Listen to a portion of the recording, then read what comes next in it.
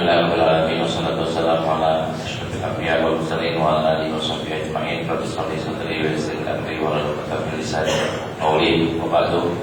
Jamaah salat zuhur sekaligus pengajian zuhur Masjid Jami' Salahuddin yang Allah Subhanahu wa taala alhamdulillah kita sedang melaksanakan salat zuhur berjamaah. Kita sambung dengan iktikaf sambil mengaji. Mudah-mudahan berada kita di masjid ini berdampak positif sekali buat kita di dunia dan di akhirat. Dan hari ini kita akan lanjutkan kajian kita mengenai hadis seputar utama Al-Quran. Lagi-lagi kenapa kok kita masih terusin masalah ini? Kita ingin kita semuanya dekat dengan Al-Quran.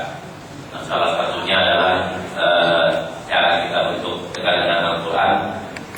Satu di antara pendekatannya adalah mengetahui keutamaan kalau baca ini apa, kalau baca itu gimana, bacanya boleh atau enggak, kalau begini boleh atau tidak. Yang terakhir kita baca, kalau tidak salah saya di sini lancar atau yang pelan dengan keras. Kalau di kendaraan sudah, kalau umpamanya ini baru baca minggu kemarin, anggap ini sebagai review. Nah, dari sini kan kita membacanya di kendaraan boleh, terus membacanya dengan suara pelan boleh, suara keras juga boleh. Kita mengaji dengan suara keras silakan, suara pelan juga silakan. Namun di teks hadisnya kan dikatakan bahwa suara pelan lebih baik daripada suara keras. Keras di sini artinya berteriak ya. Tapi kalau dengan pelan bukan berarti pelan tidak bersuara. Pelan itu tetap keluar suaranya. Bismillahirrahmanirrahim. Ini ketika saya bilang Bismillahirrahmanirrahim, ini maksudnya adalah pelan. Tapi kalau yang saya bilang Bismillahirrahmanirrahimnya keras, Bismillahirrahmanirrahim, ini termasuk keras. Cuma kan dalam kondisi tertentu, ketika saya mengajar, ya harus Bismillahirrahmanirrahim. Harus kalau dengan suara keras untuk kondisi tertentu. Nah, baik. Nah, yang selanjutnya adalah gimana kalau saya bacanya belum lancar, pelan atau keras? Gak pilih. Nah, supaya gak malu, ya pelan aja, belum lancar. Nah, hadis yang belum lancar juga dengan suara dengan pelan itu tetap dapat pahala. Pahalanya apa?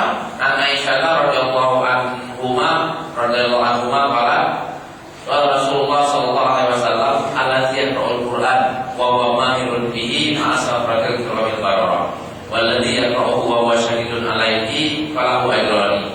Rawahu Tirmidzi.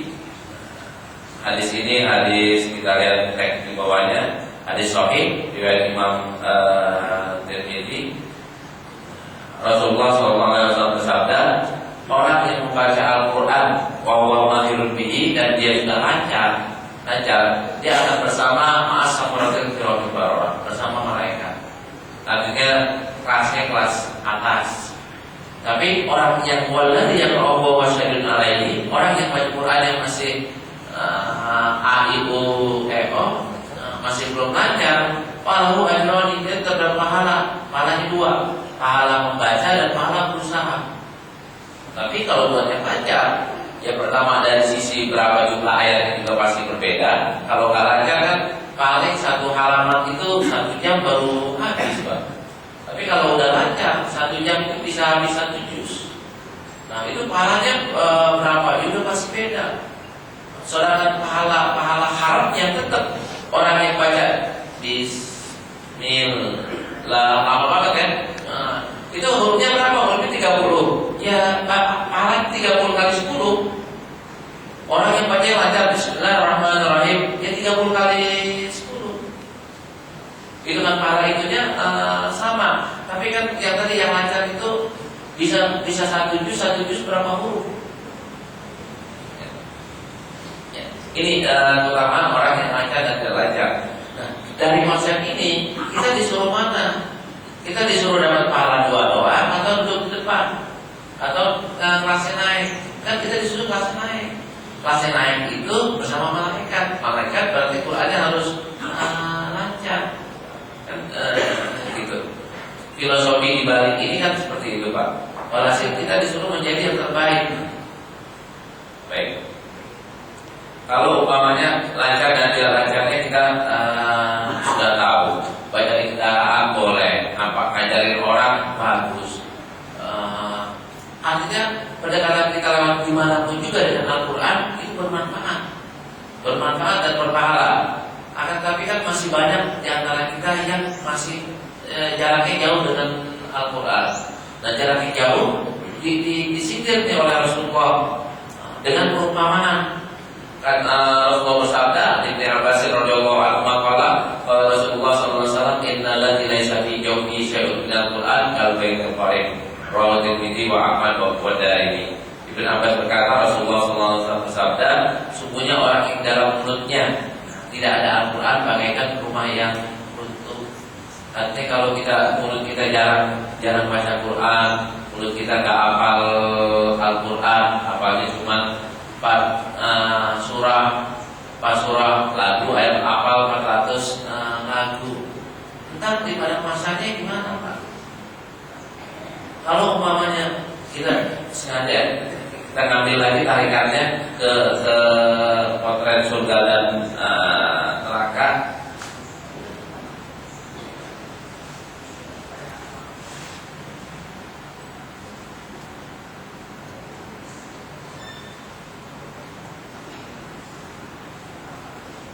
Lagi ke sini.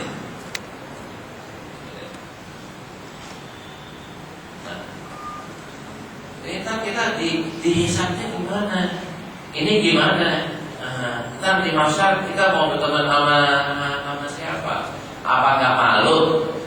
Kita apa cuma 4 surah? Dan kalau kita baca subuh, maghrib, isya, zuhur, asar, bacanya tentu apa? Lagi-lagi balik kulhu, kul a'udzu falaq, kul a'udzu binnas. Enggak pindah-pindah, abasa ki, apa ki, tabarok ki, mudasir ki, muzammil ki, enggak pindah-pindah.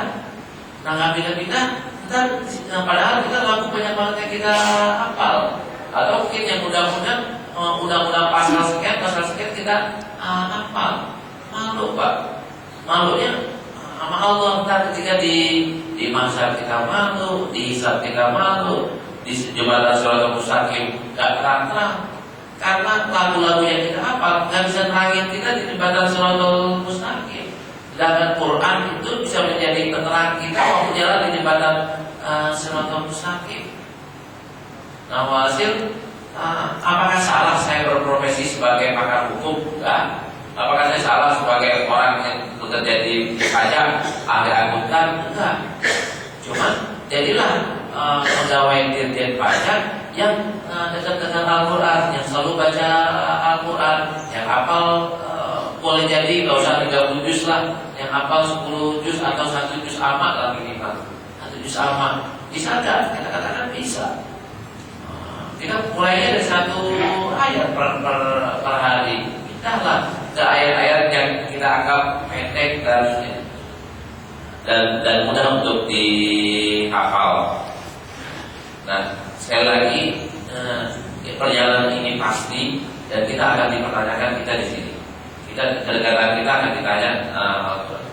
Quran itu akan menjadi hujah buat kita, penolong buat kita, atau bahkan sebaliknya kan, menghujat buat kita. Menghujat artinya apa?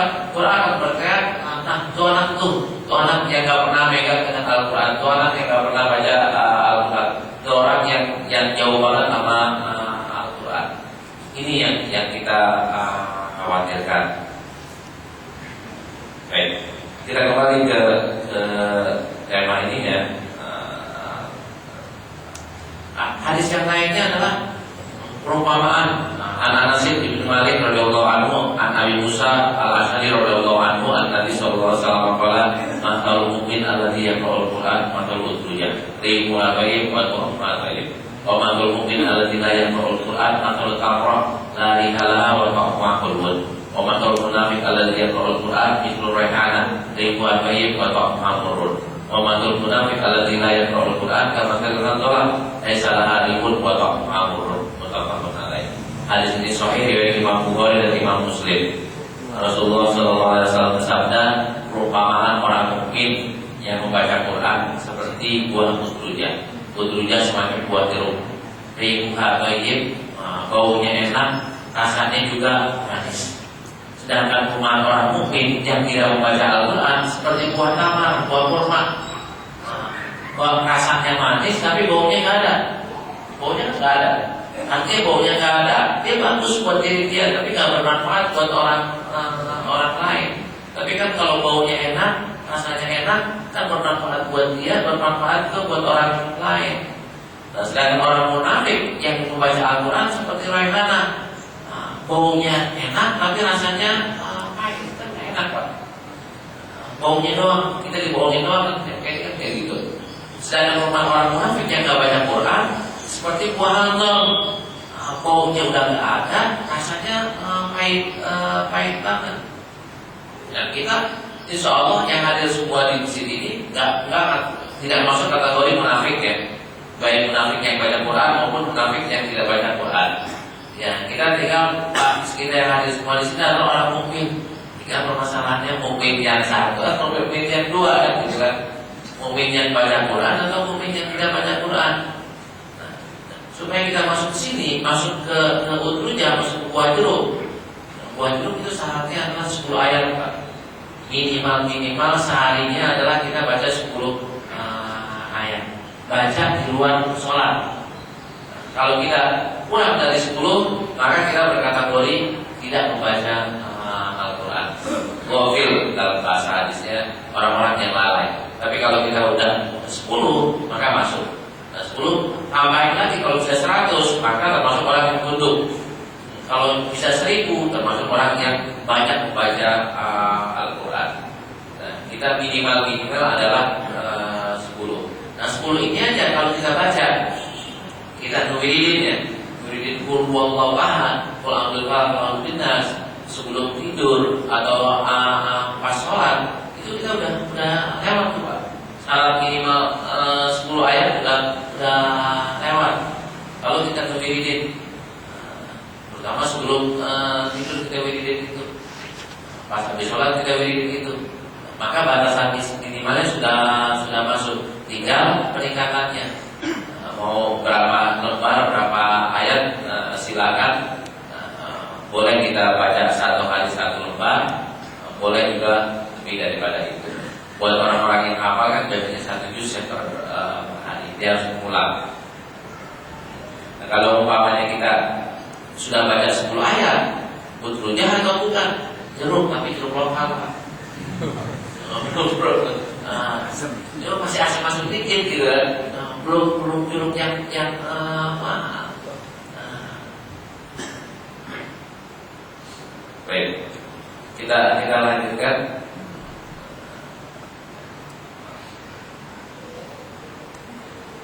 Nah, habis itu mudah-mudahan ini saya juga pengulangan yang kedua kali. Mendengarkan dari orang lain. Perasaan saya udah banyak ya. Ini kita review aja. Rasulullah juga minta dengarin dari orang lain. Minta dengarin dari orang lain. Di samping beliau membaca. Walhasil kita katakan dengan orang lain siapa? Ini suruh baca, saya dengerin. Gak usah lah, zaman sekarang udah susah Pak ya. Udah pakai CD aja. Pakai CD. Nah, kita minimal bisa hafal lewat CD. Kita boleh dengerin dari orang lain.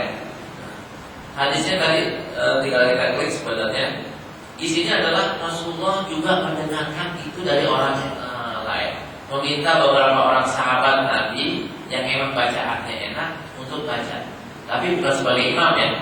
Di luar dari imam, Rasulullah hanya pernah makmum pada 2 orang. Abdurrahman bin Auf sekali, Abu Bakar As-Siddiq waktu di Madinah di akhir-akhir hayat beliau. Baik. Peningkatan setelah baca, dengar, baca lancar, naik lagi kan menjadi hafal. Hafal, apa keutamaan orang yang menghafal Al-Quran? Ini kan belum ya? Udah? Belum itu jenazah dan tidak kena apanya itu. Ya, karena ini juga udah menghafal Al-Quran ya. Satunya lagi lah yang ini ayat selanjutnya adalah manfaatnya buat orang tua, buat keluarga dan orang tua. Ngapal Quran atau kita dekat dengan Al-Quran, manfaatnya selain kepada diri sendiri, ternyata juga bermanfaat buat orang tua kita, buat anak kita, buat keluarga kita.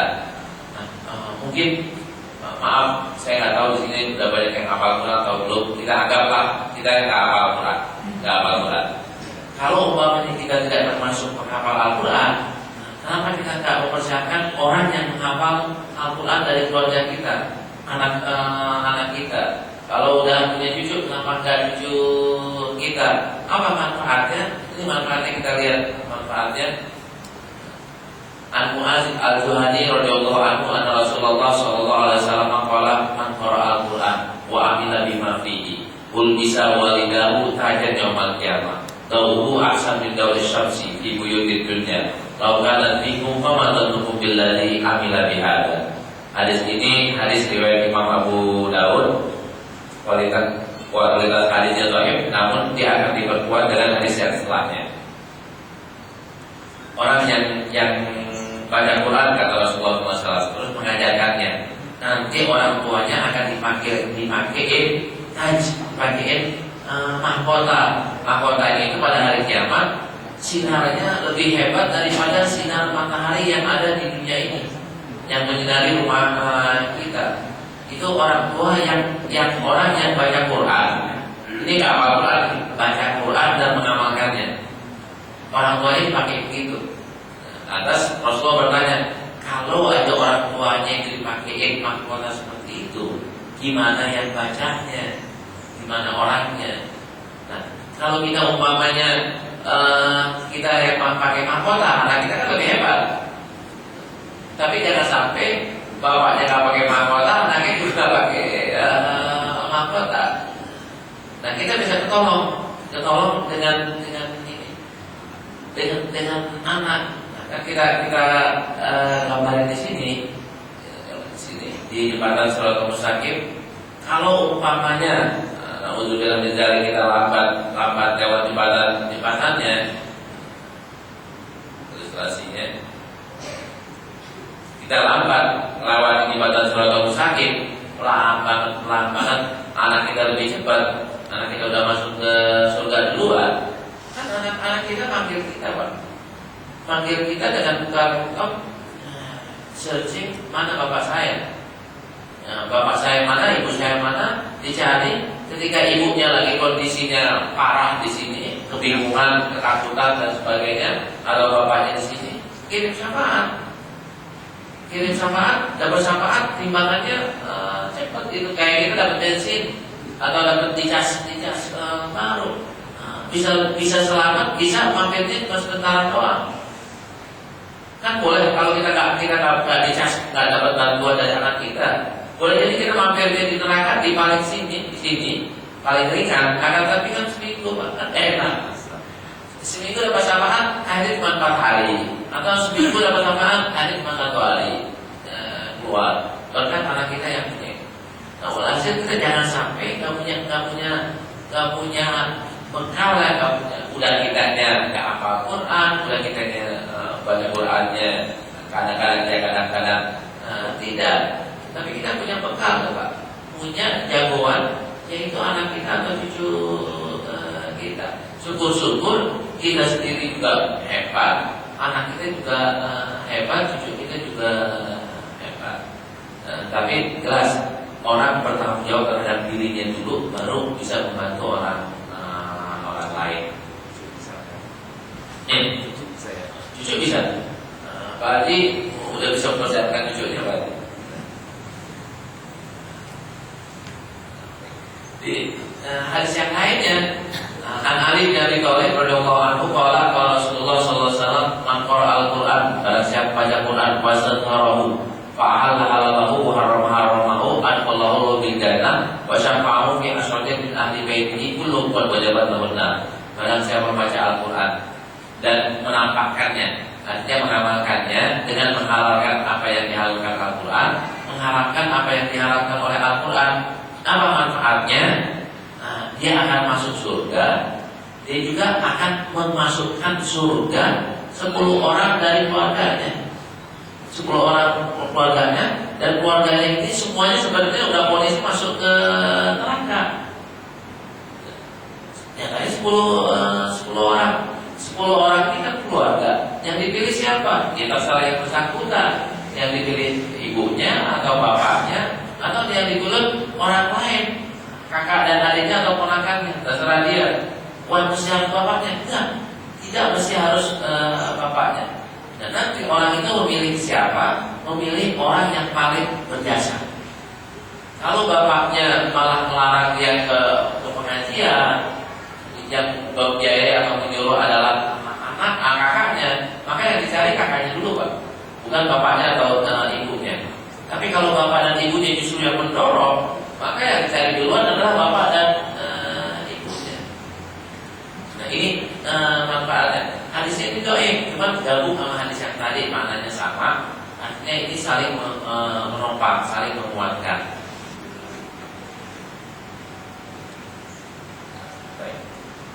Di hadis yang selanjutnya, ini sebagai hadis yang terakhir di bab di tema ini, tema besar utama Al-Quran secara umum. Quran ini sebagai syafaat di akhirat. Nabi Umar Al-Ghazali radhiyallahu anhu qala sami'tu Rasulullah sallallahu alaihi wasallam yaqul iqra'ul Quran fa innahu ya'ti yaumil qiyamah syafi'an li ashabi. Hadis sahih riwayat Imam Muslim, bacalah Al-Quran karena Al-Quran itu akan datang sebagai pemberi syafaat buat teman-temannya. Ini Quran memberi syafaat kepada teman-temannya. Nah, kita teman Al-Quran atau bukan? Nah, teman Al-Quran adalah orang yang membaca Al-Quran dan mengamalkannya. Nah, tadi kita bilang kalau kita modal, Pak, maaf, saya, Pak Haji, Ustaz yang tadi sholat di sini juga saya yakin banget kalau sendirian itu belum tentu selamat, Pak, ya. Sekalipun udah rajin sholat, jadi imam masjid, ceramah di mana-mana, belum tentu, Pak. Kita masih butuh yang namanya syafaat dan pertolongan. Nah, syafaat dari siapa? Dari Nabi Muhammad, dari Al-Quran. Ini bantuan yang kita inginkan. Nah, karena itu mari sama-sama kita dekatkan diri dengan Al-Quran. Dekatkan diri Al-Quran. Caranya seperti apa? Ini sebagai yang bab terakhir. Ini kita baca dulu hadis yang selanjutnya. Baru kita lihat kaitan besarnya. An Abdullah bin Amr radhiyallahu anhu, Nabi sallallahu alaihi wasallam qala biqaul sahihul Quran iqra'u warqati orang kama kunta tulatil fid dunya fa innal manzilataka da akhir ayat taqra'u. Katakanlah, dikatakan kepada sahabat Al-Quran, bacalah dan naiklah. Bacalah sebagaimana yang biasa kalian baca ketika di dunia. Sungguhnya posisi kalian adalah pada akhir ayat kayak kalian biasa baca di dunia. Jadi kita nanti di akhirat, ketika kita di surga yang kelas kalau yang paling tinggi kelas 100, paling rendah adalah kelas 1, kita masuk di kelas 10, kita kan pengen naik tuh menjadi kelas 20. Nanti kita masih bisa naik dengan cara diberikan syafaat. Entah ditarik oleh suami istri kita, oleh anak kita, oleh teman kita. Salah satu yang bisa mendorong adalah Al-Quran. Kita suruh baca Al-Quran. Kita bacanya berapa? Tergantung dari kebiasaan kita di dunia. Kalau dunia bacanya cuma 3 ayat, ya naik ke 3 peringkat. Kalau biasanya baca 100 ayat, naik ke 100 peringkat. Habis dong sampai engkau dapat 100 tingkat itu klasernya. Tapi nanti ada masing-masing masih ada kelasnya lagi. Jadi walhasil total kelas di surga itu ada 6.329 atau bilangannya seperti itu, sesuai dengan jumlah ayat dalam Al-Quran. Berarti orang masih bisa naik. Cuman udah di surga saya pengen baca 2 kali lipat, ya nggak bisa. Sesuai dengan kebiasaannya di dunia. Dunia biasanya bacanya 100 ayat, ya naik ke 100 tingkat. Biasanya cuma 10, naiknya cuma 10. Nah, hasilnya bermanfaat banget kalau kita dekat dengan Al-Quran.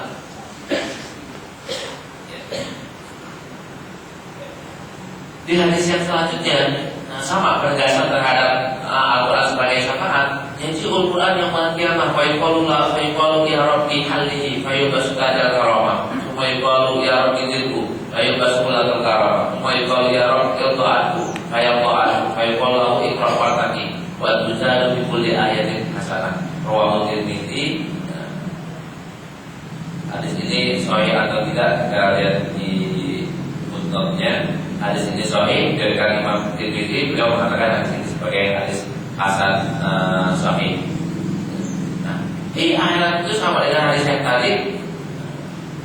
Orang yang dikatakan sebagai sahabat Al-Quran akan dikatakan kepada mereka, didoakan untuk mereka, ya Rob, beri kan pakaikan dia sesuatu. Akhirnya dikasih pakaian karomah, pakaian kemuliaan. Masih dimintain lagi, pakai lagi pakaian kemuliaan. Kalau pakaian kemuliaan kan kalau hakim pakaiannya seperti itu, wisuda seperti itu, presiden dilantik seperti itu dan seterusnya. Nanti dikarom pakaian kehormatan kayak gimana, wallahu a'lam di akhiratnya kayak gimana. Tapi itulah tanda-tanda orang yang di surga. Semua kalau ya Rabbi ya Allah, kata Quran ini ridhoi dia, Allah ridhoi, setelah diridhoi oleh Allah, orang yang ini masih disuruh baca Quran dan naiklah derajat kamu di surganya. Maka dia baca, maka setiap kali baca dia dapat satu hasanah. Akhirnya nanti kita ambil dari hadis yang sebelum ini, setiap kali dibaca satu ayat naik satu peringkat, naik satu peringkat.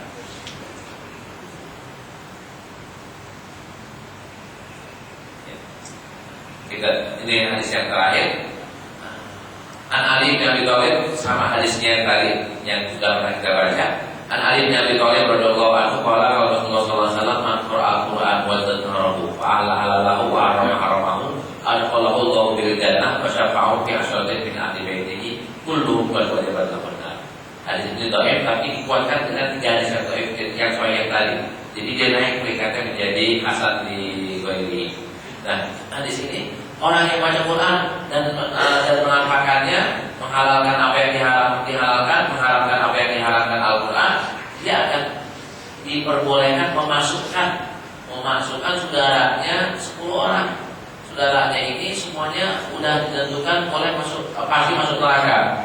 Cuman 10-nya orang ini kalau bapaknya non muslim nggak bisa, kalau ibunya non muslim nggak bisa.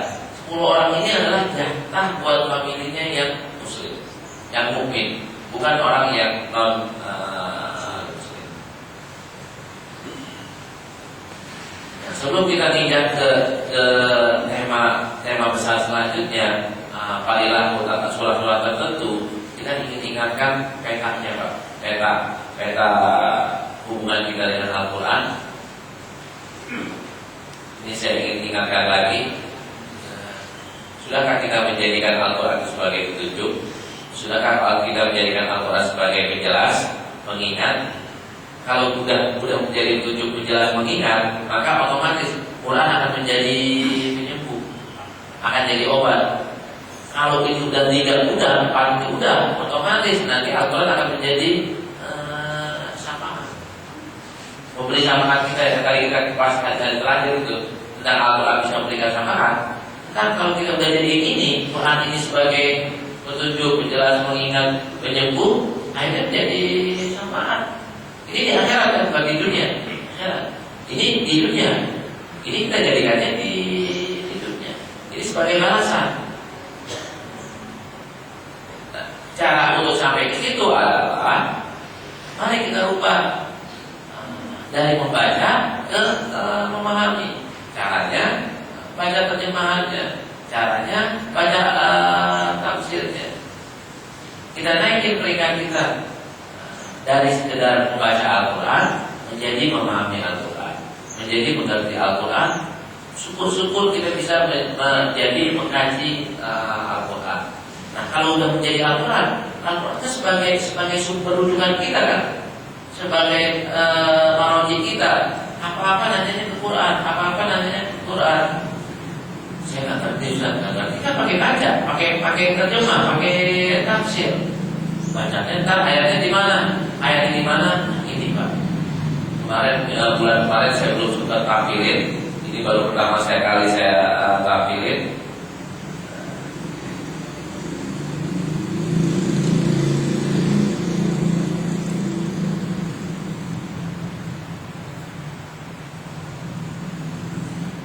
Yang bulan lalu ini belum jadi, prototipe belum jadi. Sekarang sudah alhamdulillah prototipe-nya sudah hampir jadi. Bulan lalu belum saya tampilkan kan?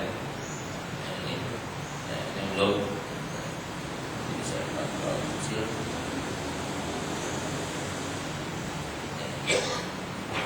Ini. Bapak mau jadikan Al-Quran sebagai petunjuk dengan nanya ayat tentang ini mana sih? Ayat tentang ini mana sih? Nah, Bapak lagi punya problem apa? Problem utang? Bukan aja Al-Quran.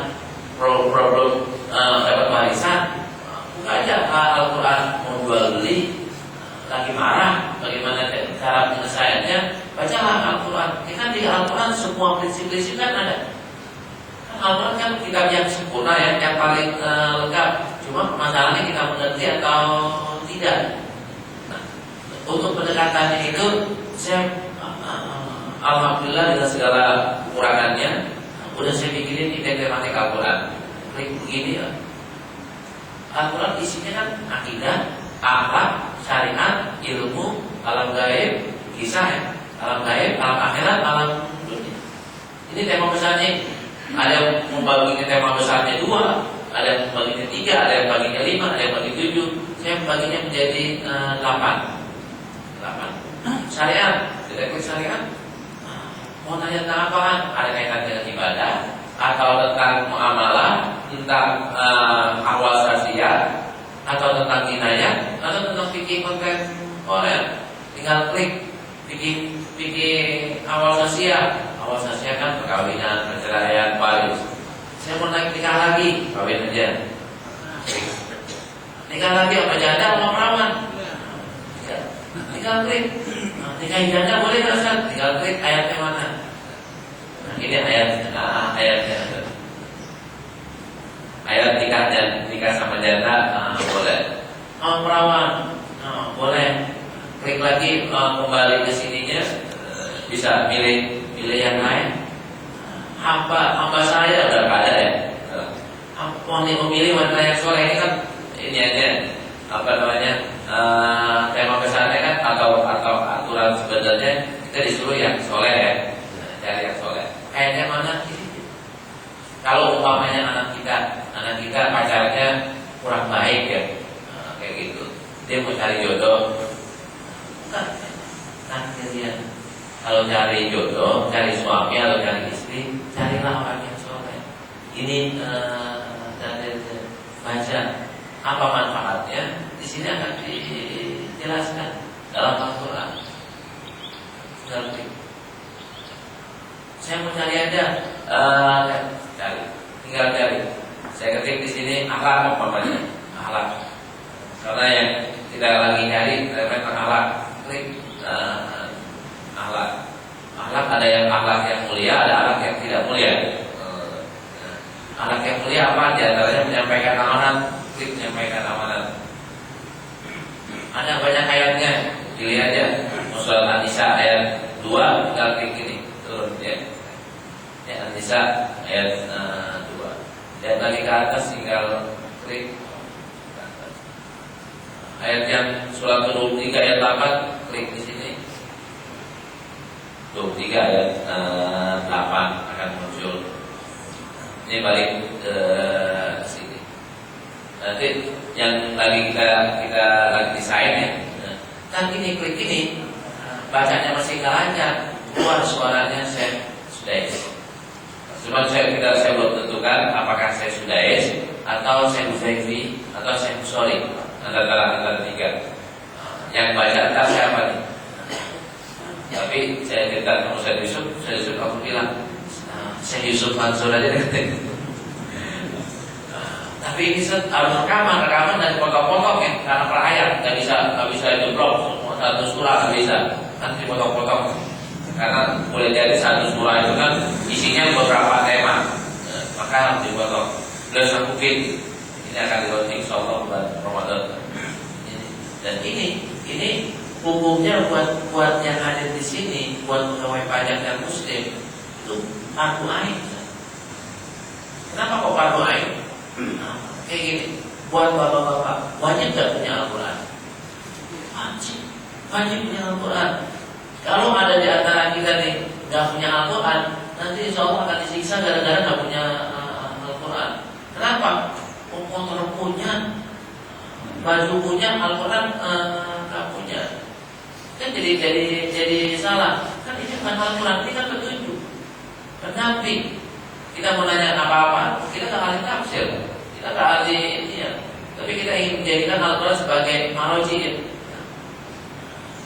Nah, kita bikin giniannya, bikin istilahnya cara memudahkan. Kita tinggal beli sekali doang, taruh di komputer seumur hidup. Keperluan kita seumur hidup dipakai, bukan sekali pakai. Sebagai seorang muslim, kalau kita beli CD-nya Cinta Lora 50.000 harganya, kita pakai berapa kali Pak?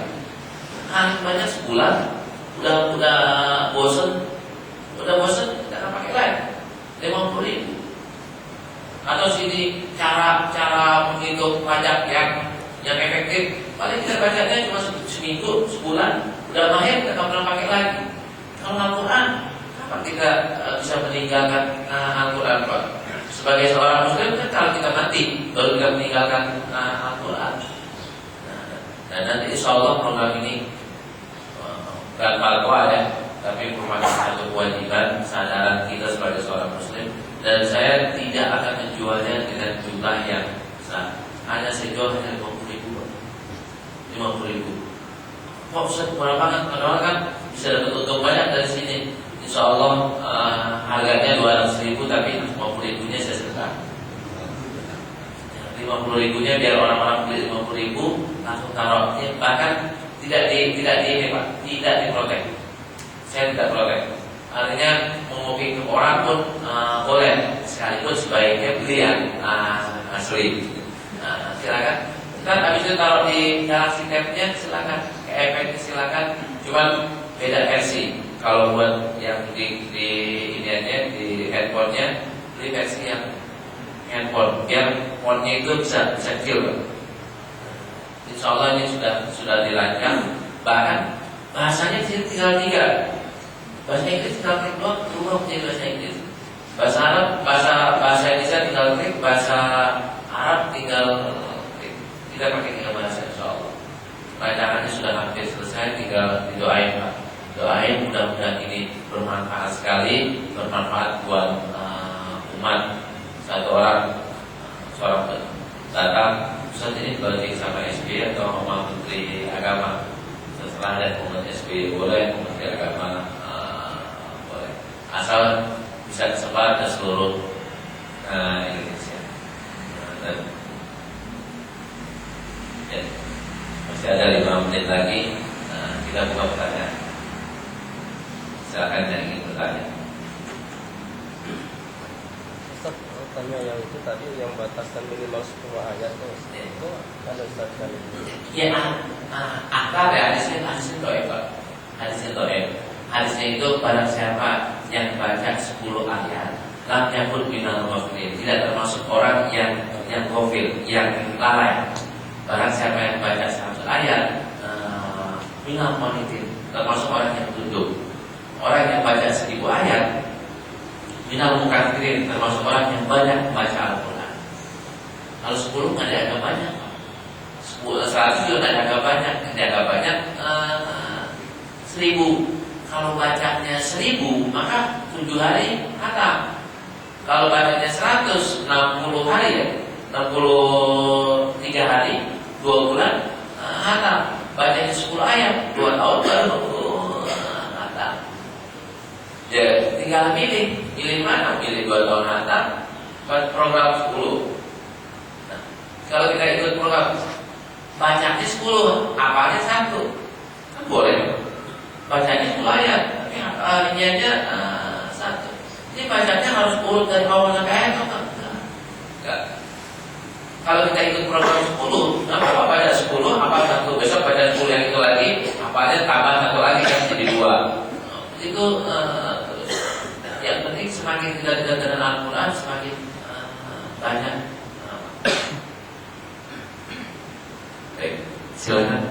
Ya Pak. Jadi kalau kita membaca Al-Quran itu dapat pahala ya. Iya. Bagaimana dengan orang yang ini suka membaca Al-Quran di kuburan? Iya. Iya. Boleh nggak saya baca Al-Quran di kuburan? Sebenarnya kan boleh. Yang nggak boleh baca Al-Quran adalah di WC, atau di kandang kambing, itu nggak boleh baca Al-Quran di situ. Nah, gimana untuk diupah? Ini kan itu diupah. Baca Al-Qurannya di kuburan diupahin. Tinggal orang itu ngurusin niat, Pak. Ngurusin niat. Saya ceramah nih untuk popularitas, dapat pahala nggak saya? Ya. Tapi kalau saya ceramah ini untuk dakwah, maka saya dapat pahala. Terus saya dakwah, tapi kan Ustaz dapat uang juga. Itu bukan nomor 1, Pak. Itu bukan nomor 1. Iya. Nomor artinya kan kalau orang yang nomor 1-nya uang, Pak. Dia ceramah untuk mendapatkan uang, dia pasti bilang, saya dibayar sekian loh. Saya nggak dibayar sekian, saya nggak mau datang. Itu nawarinnya untuk uang, untuk kurus. Itu pahalanya nggak tahu itu dapat atau enggaknya, wallahu a'lam. Tapi kalau dia menyampaikannya ikhlas, soal mau dibayar mau berapa, yang penting utamanya adalah pahala. Ternyata Pak Haji ngasih saya amplop, ya alhamdulillah. Nggak harap. Ya. Itu ada contoh langsung nggak tuh? Kuburan baca Quran itu. Ada, ntar waktu kita baca surat Al-Baqarah. Ntar waktunya kita baca keutamaan surat Al-Baqarah, kita akan sampai ke situ, Pak.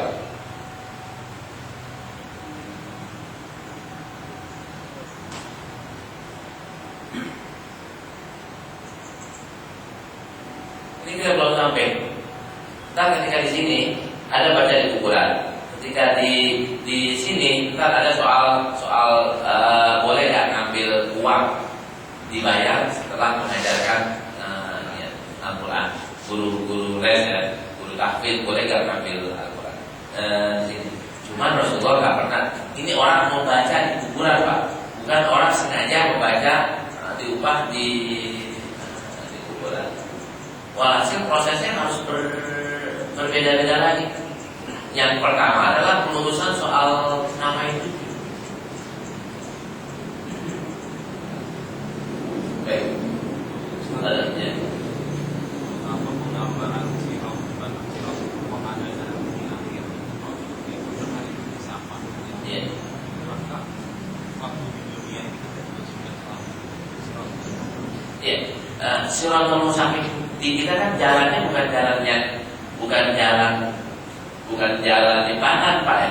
Bukan jalan satu, bukan Bapak di rumahnya di mana, saya rumahnya di mana. Kalau Bapak jalannya lurus kan mengikut petunjuk, saya lurus atau tak lurus kan saya mengikut atau tidak mengikut petunjuk kan gitu.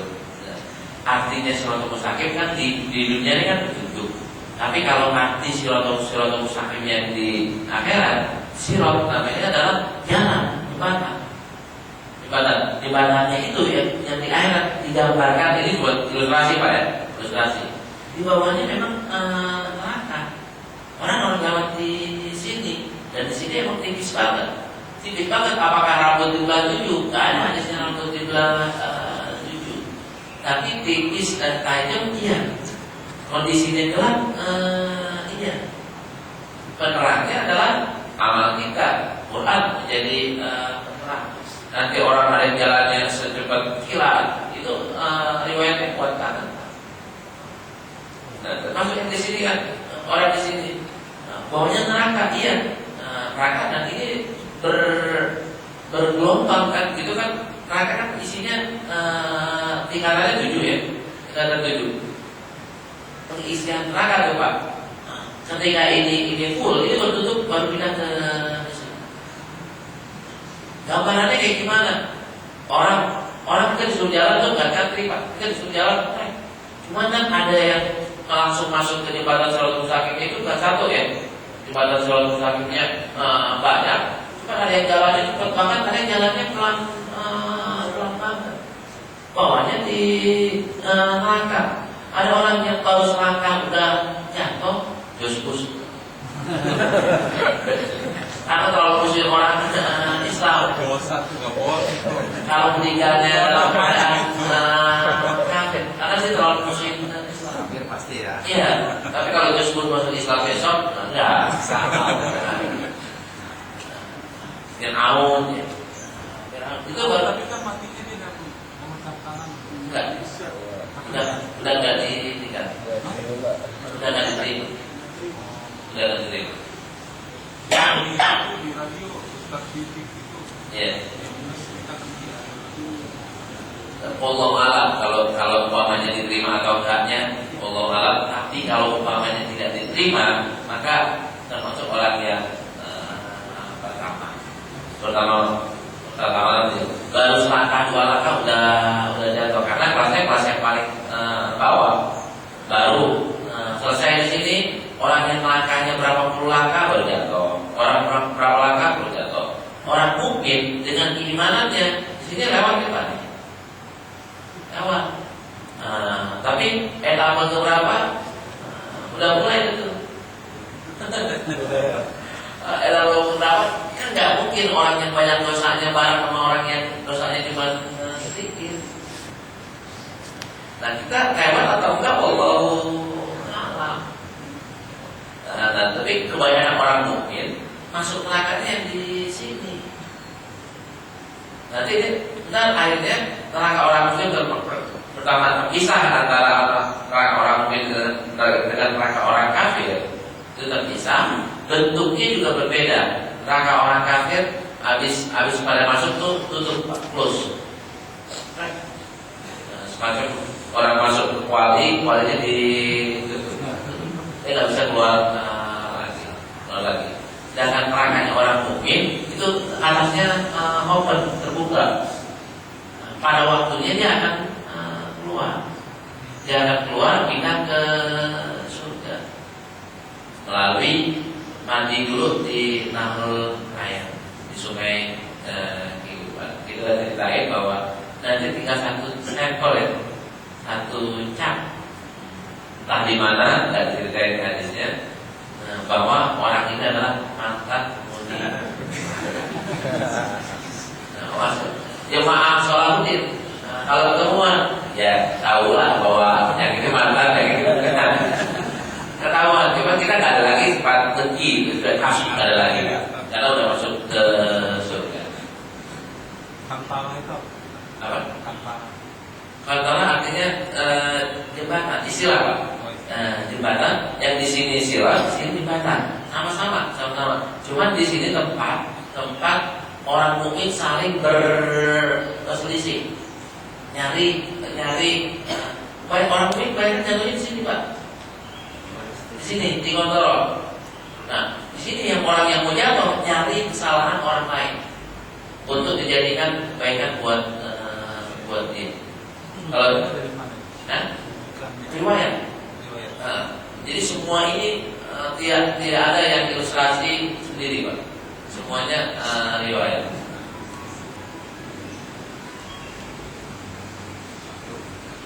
Ya, baik. Insya Allah kita akan ketemu lagi bulan depan sebelum Ramadan, dan doakan mudah-mudahan yang ininya Pak, saya udah ngimpi banget. Ini mudah-mudahan jadi. Terus ini terbuka, yang mau ikut saham duluan, ikut nyumbang ini duluan, saya mau buka donasi. Tapi kita ada yang kita lepas di internet tanpa bayar. Yang beli CD bayar, tapi yang ngambil dari internet free. Itu namanya gitu. Cuman untuk menutupi biaya awal, saya buka donasi. Yang mau ikut donasi, mau ikut saweran, jalannya kuitansinya ntar tunggu di akhirat. Baik, ini saja daripada Fatihah. Mudah-mudahan kita semuanya dekat dengan Al-Quran, menjadi sahabat Al-Quran, selalu baca Al-Quran, ingin menghafal Al-Quran, dan kita nanti di akhiratnya ditolong oleh Al-Quran dengan syafaatnya. Dan tadi Al-Fatihah. Bismillahirrahmanirrahim. Ar-Rahmanir-Rahim. Maliki yaumiddin. Iyyaka na'budu wa iyyaka nasta'in. Shiratal mustaqim.